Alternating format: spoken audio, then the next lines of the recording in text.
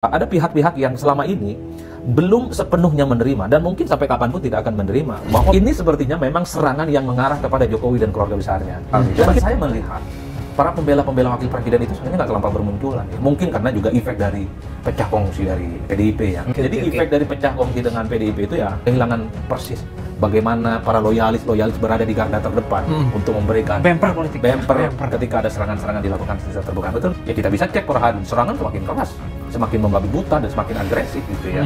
Artinya apa? Setiap sikap politik yang dipilih oleh Pak Jokowi ya tentu memang harus ditanggung sendiri bersama relawan politiknya, bersama para loyalis-loyalisnya. Bismillah, assalamualaikum guys, berjumpa lagi di channel Jurnal Terupdate. Oke guys, jadi sepertinya skenario untuk menghentikan keluarga Pak Jokowi step by step makin sangat terasa dirasakan. Terbukti serangan bertubi-tubi kepada keluarga Pak Jokowi terus dilancarkan guys. Jadi tak perlu berlama-lama, untuk lebih jelasnya langsung saja kita simak bagaimana analisa Adi Praetno soal ini guys. Bismillah. Per hari ini ada sekelompok orang, sekelompok masyarakat, sebut saja misalnya Purnawirawan TNI, meminta wakil presiden untuk diganti karena melihat situasi politik yang berkembang. Saya kira ini adalah bagian dari dinamika politik dalam setiap rezim yang ada di negara kita.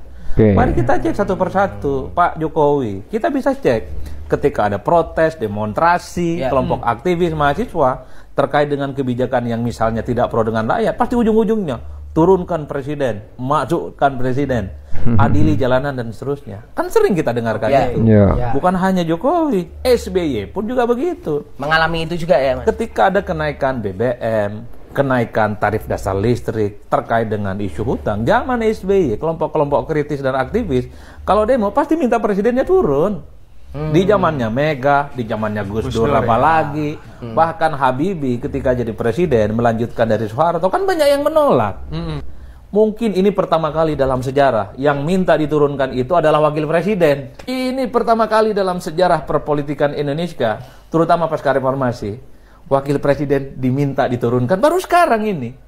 Saya kadang berpikir apa ya yang kira-kira membuat ini agak berbeda dengan rezim-rezim sebelumnya. Kalau ada orang protes, ada orang marah, tidak setuju dengan kebijakan yang disasar presidennya. Hari ini wakil presiden. Kalau saya membaca argumentasi dari tuntutan Purnawirawan itu, kan itu poin yang terakhir. Poin yang ada banyak poin ya. Ternyata itu korespondensi historisnya. Kalau kita tarik ke belakang terkait dengan putusan Mahkamah Konstitusi soal syarat umur calon presiden dan calon wakil presiden, yang dianggap di situ Mas Wapres Gibran yang awalnya tidak cukup umur, tiba-tiba cukup umur gara-gara putusan itu. Kan itu yang sebenarnya akar masalahnya. Artinya apa? Ada pihak-pihak yang selama ini belum sepenuhnya menerima dan mungkin sampai kapanpun tidak akan menerima bahwa putusan Mahkamah Konstitusi itu dianggap biang masalah yang memang harus dipersoalkan hingga saat ini. Wajar kalau kemudian per hari ini Purnawirawan itu mempersoalkan itu. Kan begitu jalan ceritanya, Pak. Kalau kita tracking satu persatu, ternyata persoalan putusan Mahkamah Konstitusi itu buntutnya panjang, Pak. Bahkan produk politik yang sudah sah secara legitimate, pemenang pemilu 2024 juga dipersoalkan. Nah, yang kemudian menjadi ramai itu, yang ngomong ini adalah Purnawirawan TNI. Soal itu saya harus kita katakan, selama ini tentara itu adalah orang yang dilihat oleh publik hidup dan matinya adalah untuk bangsa dan negara, Pak. Enggak terkait dengan posisi wakil presiden Republik Indonesia. Padahal kalau kita mau tracking satu persatu itu ada 8 poin kok. 8 poin itu ya memang kalau kita mau breakdown satu-satu itu memang adalah semacam pernyataan sikap politik dari para Purnawirawan TNI. Yang menjadi ramai itu yang ngomong Purnawirawan, bos, punya rekam jejak, punya pengalaman, hidup dan matinya adalah untuk bangsa dan negara. Istana pun kan merespon. Jarang-jarang loh MPR bicara langsung menanggapi soal ini. Jarang-jarang loh ketua umum partai, anggota dewan ngomong soal ini. Berarti ini barang sensitif karena menyangkut posisi orang nomor 2 di negara kita. Ini sepertinya memang serangan yang mengarah kepada Jokowi dan keluarga besarnya. Coba kita cek poin kedua. Saya hafal loh. Poin yang kedua itu adalah satu nih, mendukung secara penuh program strategis Prabowo kecuali IKN. Coba bayangin. Ini mendukung penuh tapi ada kecualinya, Pak. Bagaimana publik Iya, benar nih. Bahwa serangan semakin agresif kepada Jokowi dan keluarga besarnya, Pak. Karena sebelum Mas Wapres ini ada kisruh-kisruh ijazah. Dimainin lagi kan. Betul. Sebelumnya juga soal mobil SMK. Ya. Bahkan urusan Patikan, padahal itu putusan dari negara, utusan dari negara, panjang juga ceritanya, macam-macam lah seterusnya.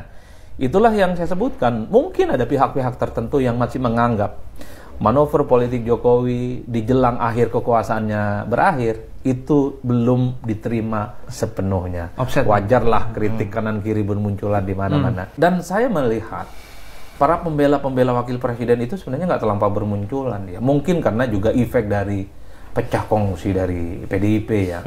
Saya membayangkan kalau ini masih solid dengan PDIP, nggak ada Pak yang berani serang-serang begini. Orang-orang PDIP yang aktivis-aktivis pasang badan, apa kau kan. Ini kader terbaik, tegak lurus, diseruduk sama Banteng. Nah, ini Banteng nggak ikut. Ya itulah yang kemudian. Jadi efek dari pecah kongsi dengan PDIP itu ya kehilangan persis bagaimana para loyalis berada di garda terdepan untuk memberikan bemper politik, bemper ketika ada serangan-serangan dilakukan secara terbuka. Betul nggak, Bro? Tanpa parpol ya, artinya. Ya. Atau Mas Adi melihat juga ini adalah salah satu miskalkulasinya Pak Jokowi. Kenapa tuh? Dalam permainan di 2024 ketika akhirnya harus berseberangan dengan Bu Mega dan kemudian hari ini nggak ada partai, situasi ternyata backfire nih lagi kerasa banget nih. Ya mungkin ya, tapi kalau saya memang sejak awal soal konflik politik antara Jokowi dan PDIP ini tentu karena Jokowi juga ingin kelihatan sebagai playmaker, bos. Nggak mungkin terus-menerus hanya disebut sebagai petugas partai. Dan mungkin Jokowi juga ingin menunjukkan tanpa PDIP sekalipun Jokowi bisa banyak bicara, bisa memenangkan begitu banyak pertarungan politik, dan bahkan ketika tak jadi presiden sekalipun kekuatannya itu akan terus solid dan semakin kuat. Tapi nyatanya ya kita bisa cek per hari serangan semakin keras, semakin membabi buta dan semakin agresif gitu ya. Ya ini adalah resiko yang memang harus diambil ketika Pak Jokowi memutuskan tidak bersama PDIP. Apapun yang terjadi pada Pak Jokowi dan keluarga besarnya kan harus dihadapi sendiri. Makanya yang paling depan untuk memberikan dukungan, pasang badan, jadi bemper adalah para relawan. Tapi kan orang juga ngomong relawan ini apa gitu kan. Oleh karena itu ya ini adalah resiko politik yang memang harus dihadapi ya. Sebagai sebuah manuver politik yang menurut saya itu dipilih oleh Jokowi untuk berpisah dengan Pak Jokowi. Gitu, bos. Manuver politik yang dipilih Jokowi untuk berpisah dengan PDIP. Betul. Artinya apa? Setiap sikap politik yang dipilih oleh Pak Jokowi ya tentu memang harus ditanggung sendiri. Bersama relawan politiknya, bersama para loyalis-loyalisnya, tanpa PDIP yang merupakan partai besar dan sudah lama dan menyejarah. Makanya kalau kita cek ya kritikan-kritikan kepada Mas Gibran, kepada Pak Jokowi dan keluarga besarnya, memang pembelaan-pembelaannya kan mulai tidak sekuat dulu.